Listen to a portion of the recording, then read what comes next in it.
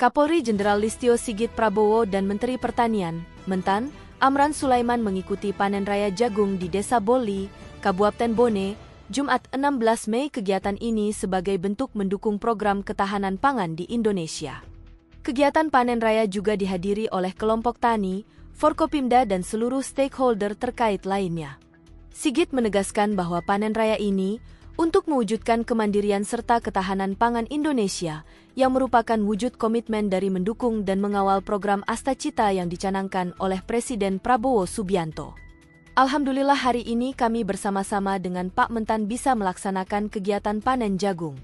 Seperti yang tadi disampaikan Pak Mentan, bahwa salah satu kekuatan dari negara salah satunya apabila kita memiliki ketahanan pangan kemandirian pangan.